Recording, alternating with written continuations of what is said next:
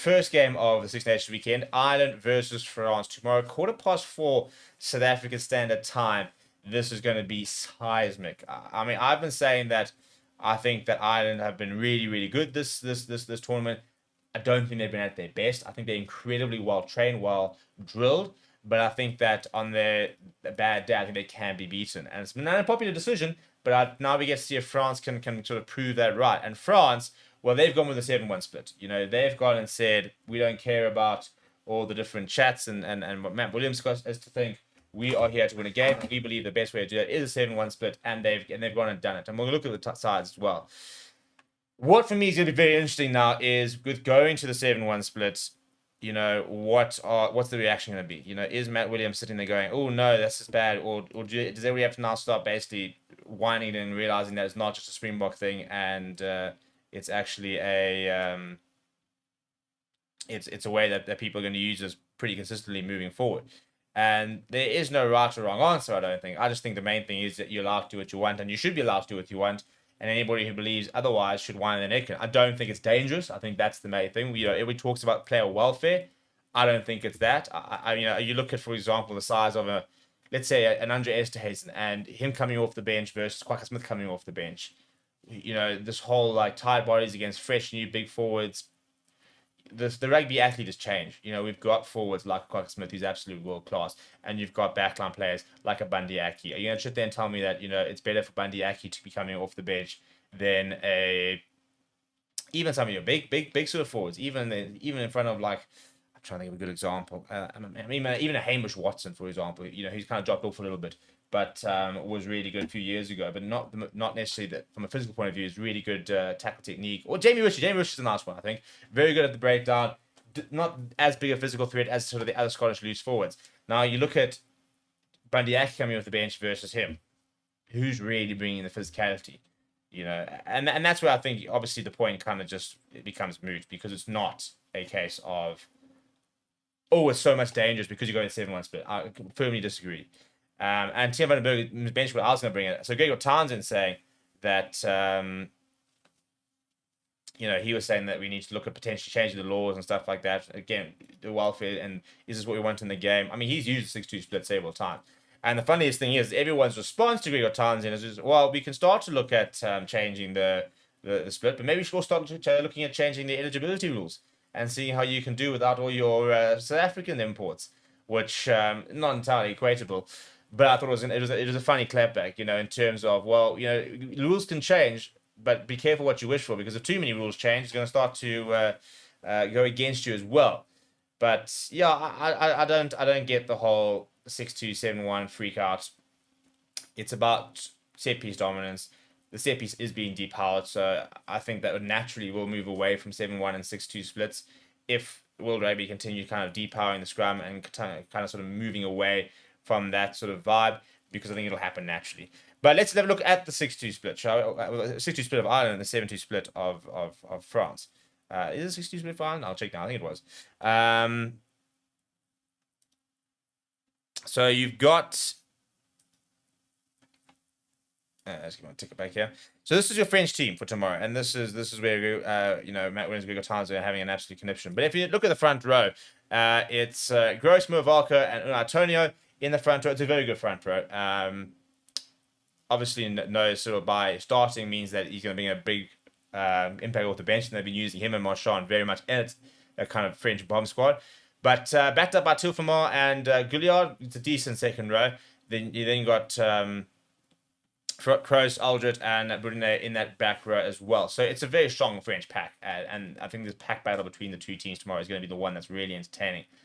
Obviously, the backline from France is where they score a lot of their tries and where things get really interesting. So Anton Dupont starts and captains aside. Romanian Intermac behind him. Thomas Ramos back to 15. You got Bia Barry's been phenomenal in the Six Nations. A recall for Damien Penaud. Mufano starts with Barassi outside him. And then the 7-1 split is the following. Marchand by Aldegheri, Mirfu, Orida, Jegu, Jalange, and Lusu. So the big thing with the 7-1 split is how do you cover your backline positions? So you got Anton Dupont who can play 9-10. You got Romanian Intermac who can play 10-15. Ramos can also play at 10 if needed, but very, very, very unlikely that were to happen, because if Intermac gets injured, for example, DuPont will go 10 and Maxime Lucci will go 9. That's quite simple. Mufana can go into the wings, for example. Ramos can go into the wings as well. And Intermac can probably go to inside center if he needs to.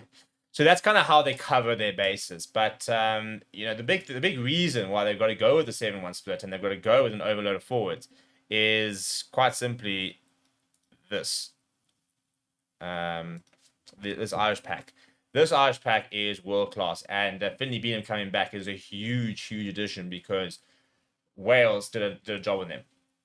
Nicky Smith did a job with them, and I think they realized all of a sudden that the prop depth, which has been there, by the way, the whole worry about not having depth at prop has been around for a while. And people have been saying, listen, when are they going to address it? And they kind of swept it under the rug quite often. And now I think it's coming back to roost. And we saw that against Wales all of a sudden where they really struggled. So Finlay Beanham coming back to the side, it's a huge go. I mean, they just haven't had Tiger Furlong for a long time now. You got Andrew Porter, though, Dan Sheehan starting. Sheehan's been used off the bench quite a lot, the Six Nations, but he will start. Joe McCarthy, who's just signed his first central contract or proper contract. I'm not sure what the official terminology is, but basically his main contract. He's part of sort of your sort of top list of players this week, next to Ty Byrne, who I think is probably the most versatile forward in the world and probably the best at it in terms of players who can play in both lockhand and flank and the likes of that. Peter O'Mahony coming into his final few games for Ireland, him as well as the likes of Conor Murray, for example, stepping away from the game. So an interesting time for them to sort of be hanging up their boots. But you then got Kellen Doris captaining the side. He's back and apparently had to work really hard to get back and fit. You then got Josh van der Vliet, the number 7 jersey. It's a great pack from Ireland. And they have gone with a 6-2 split, as I remembered. And fair, because it's I'm not sure what's happening there. With that French pack, you got to try and find a way to overcome it. And France know now if you can dominate Ireland up front, you can try and nullify the backline and the speed of play. So France want to sort of bring them into an arm wrestle, and I think Ireland will very much want to try and not get into that. The back, Samson Gibson Park, for me, he's been absolutely sublime once again. You look at what he does for this Irish team, and he's phenomenal. You've then got Sam Prendergast, who's getting better and better as he plays. It's an interesting, he's a project player for a long time, but they've really backed him full on in the Six Nations. Despite sometimes having some off games, they've really backed him and given him every single chance at success. You've got Bandiaki next to Robbie Henshaw. Bandiaki best on form inside centre in the world right now, and Henshaw is one of the most reliable players out there. James Lowe and Jamie Osborne. Big controversy in Ireland at the moment with the whole chat about the sort of the Leinsterfication of Ireland, given the fact that Jamie Osborne's coming for Calvin Nash, who also plays for Leinster. Well, Jamie also plays for Leinster. So there's a big chat about the fact that there is a bit of tribalism, a lot of tribalism, in fact, and basically saying that you generally don't play for Ireland unless you're playing for Leinster. So the decisions like that don't really help. But in the replacements, you've got Rob Herring, Cian Healy, and Clarkson, Thomas Clarkson there. You then got James Ryan, Jack Conan, and Ryan Baird. So it's a strong bench, that 6-2 to come on. I do worry about Clarkson scrummaging, and I think that's a place where Cyril Bayer will be looking at him going, "Yeah, now I'll have you, bring him on." So I think that's going to be a problem for Ireland as the game goes on. I think that they will target the scrums, France, and I think if Ireland can't shut that down, then I think they might struggle. Conor Murray and Jack Crowley, your two replacements. They are at the Aviva Stadium tomorrow, so kick-off tomorrow, 4:15 at the Aviva Stadium, means that Ireland should have the upper hand from a home ground perspective, and you expect them to be able to get the job done.